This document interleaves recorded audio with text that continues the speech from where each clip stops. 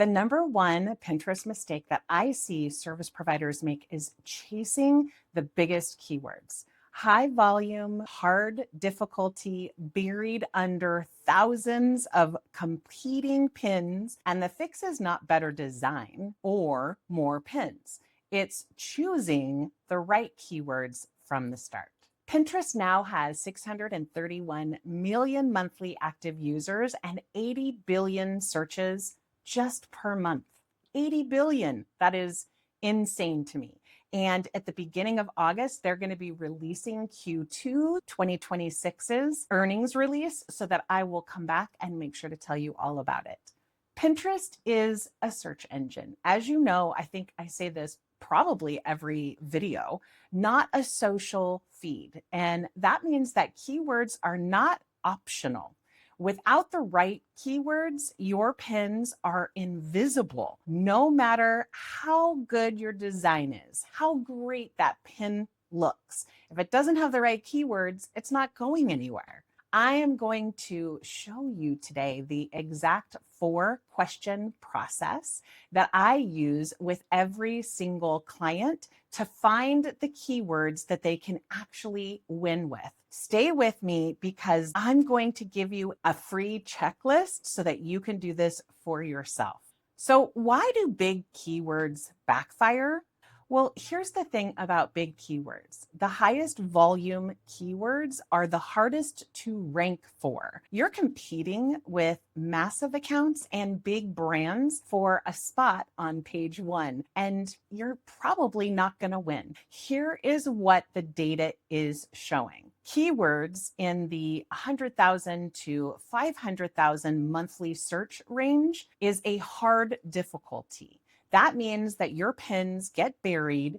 Keywords in the 10,000 to 100,000 range, medium difficulty, much more winnable. And keywords under 10K, easy difficulty. And here's the thing that everyone misses. The person searching that smaller, more specific keyword is often your exact ideal client. A smaller keyword you can rank for beats a massive one that you can't every single time. So why does keyword stuffing kill clicks? Now here's the second mistake, keyword stuffing. A pin description that reads like wedding photographer, comma, outdoor wedding, comma, wedding photography, comma, wedding photos, comma, photographer, comma, outdoor photographer. You can get the gist. Nobody wants to read that, and nobody will read that. Pinterest does not reward it, and potential clients will immediately bounce because it reads like a robot or AI wrote it. Here is what you write instead. A short human read type paragraph that answers who this content is for and what question it solves. Think of it as a text to a friend who is your ideal client. Something like, if you are planning an outdoor wedding and looking for a photographer who specializes in natural light weddings, you're in the right place. I can't tell you how many times I've booked brides simply because I talked about me specializing in natural light wedding photography. It really pays to be specific. Pinterest really wants natural sentences, not keyword lists. And here is where your most important keywords need to live, although almost every section of Pinterest is a place that can be read by Pinterest for your keywords. But here's just 5 that I want to cover today. Your profile name, your bio, your board names, your board descriptions, and your pin titles and pin descriptions. Put them everywhere, including the name of your graphic. You want keywords in that as well. But you always want keywords to be everywhere, that they fit, and always in really natural human read sentences. Never, ever just a list. What are questions that you can ask yourself to learn about what keywords are going to be the best for you? Well, before you open Pinterest and before you look at any keyword tool, do this 4-question interview with yourself.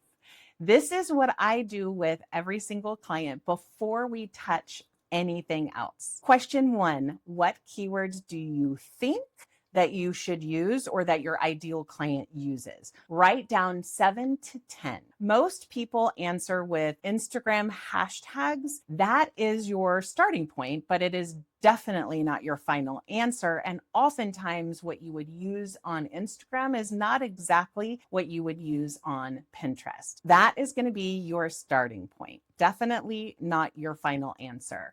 We are about to make those 10 times better. Question number 2, what services do you offer and who do you serve? And be very specific, because your services and your ideal clients are also keywords. I know that's crazy. Brand photography for coaches, Pinterest strategy for female service providers like myself. When someone sees those keywords on top of your pin in text overlay, they stop and think, that's me. That is literally specifically for them. That will stop the scroll, and that stop is what gets you those outbound clicks that we value so much. Question 3, do you serve clients locally or in person? And if the answer is yes, every single city you serve is now a keyword. A yoga teacher or a brand photographer serving the Bay Area should be using keywords like San Jose, Los Altos, Palo Alto, Santa Cruz as an example, and really every other city that you work in.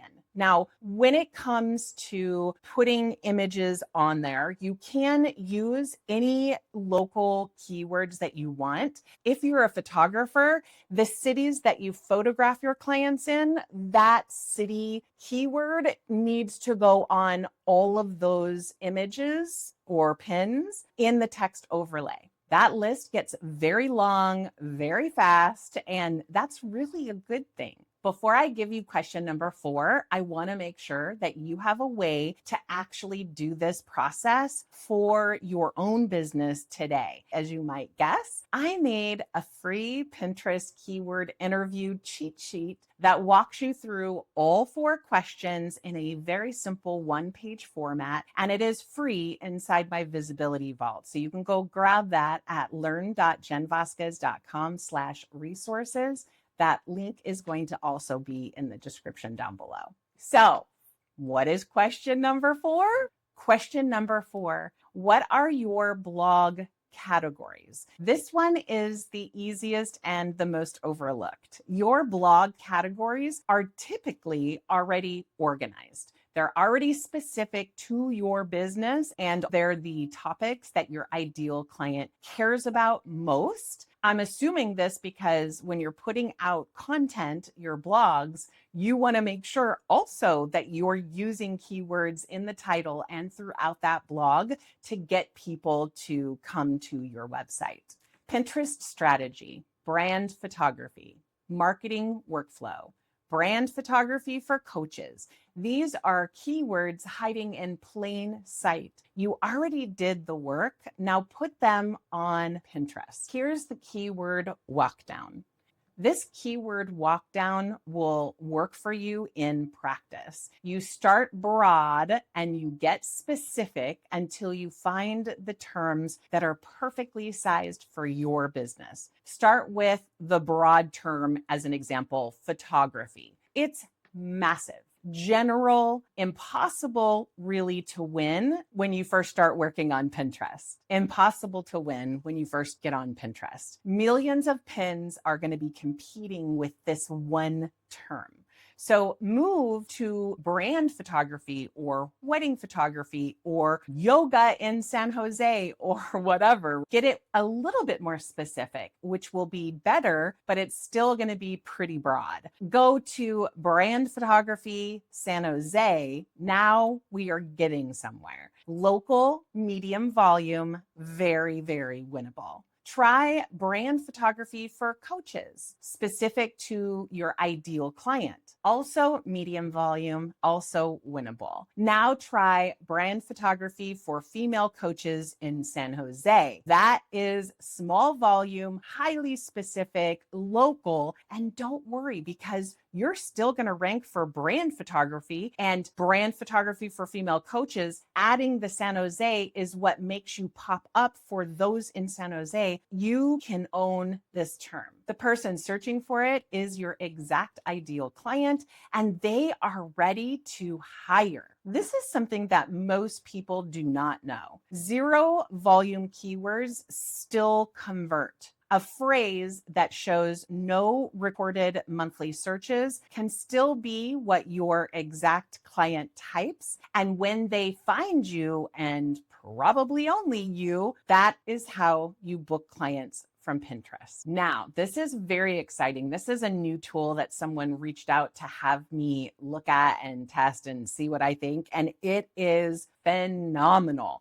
And I can also say that it's free. Now that you have your keyword list, we're going to validate it. 3 free tools in this order. Tool number 1 is Pinterest itself. I think I've talked about you doing keyword research on Pinterest a ton on this channel, but in general, or in case this is the first time that you're seeing me with regards to Pinterest, type each of your keywords into the Pinterest search bar, but do not hit enter. Watch the autocomplete drop-down menu appear. Every single suggestion that is in that list is in fact a real search term that real people are actively typing right now. That is keyword research straight from the source. Write down every relevant suggestion that you see. One important thing to note, Pinterest does not show you search volume. It shows you real searches,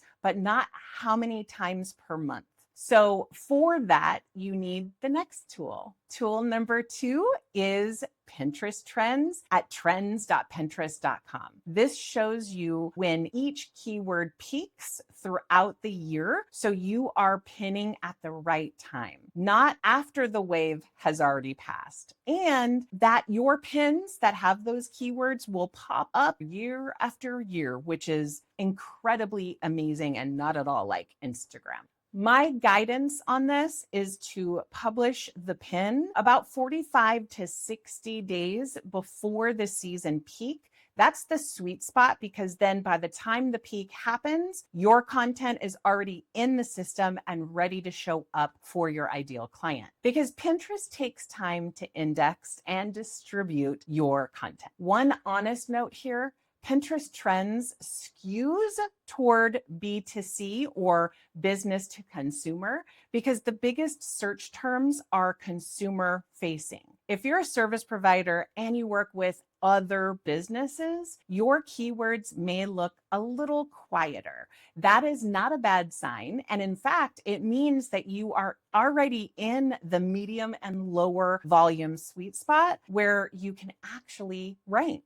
Less noise, more opportunity. Tool 3 is Tailwind's free keyword research tool. This is where you finally get actual search volume estimates, not just a list of real searches. Type in your keyword and it returns estimated monthly searches, related terms, and long tail variations. This is your second data point to confirm your strongest candidate, and you can get started for free at jenvazquez.com/tailwind. There's a free plan that you can do. It is a great way to be able to do keyword research for free. And in addition, you can figure out if you want to use Tailwind and see how it works with pinning. I'm going to do another video about this. Also, this link is an affiliate link that's in the description. If you choose to purchase, I am going to make a small commission, and I just like to be very upfront about that. Bonus tool for data nerds like myself, one of my newest favorite free tools. This free tool shows you volume ranges, difficulty, and opportunity score all in one place for Pinterest keywords. It is one of the best free options available when you want to go deeper. The way that it displays the information is so easy to understand. You definitely want to check it out. It also has competitive research of your competitors on Pinterest. So you're gonna love it. Everything you just learned, we do all of that live together in my Pinterest visibility sprint. It is a focused co-working session where you leave with your keywords found, your board set up, not just planned, done. I do run these throughout the year. Click on the link and check it out and grab your spot at learn.jenvazquez.com/sprint. The biggest keywords are not the right keywords for your business. The right keywords are the ones that your ideal client is actually searching for and that you can realistically rank for. As a reminder, if your ideal client is looking for a solution and your pin provides that solution, they are at that buying mark. They're ready to buy. That's buyer intent. And that is the right place that you want to be. Start with what you already know. Your services, your clients, your location, your blog categories. Validate with free tools. Write like a human. Repeat. Tell me in the comments, what is one keyword that you are going to test on Pinterest this week? I read every single comment and I would love to hear from you. And if you haven't subscribed yet, hit that button because next week we're going to be covering brand photography again. And all of this information really also helps you on your Pinterest journey.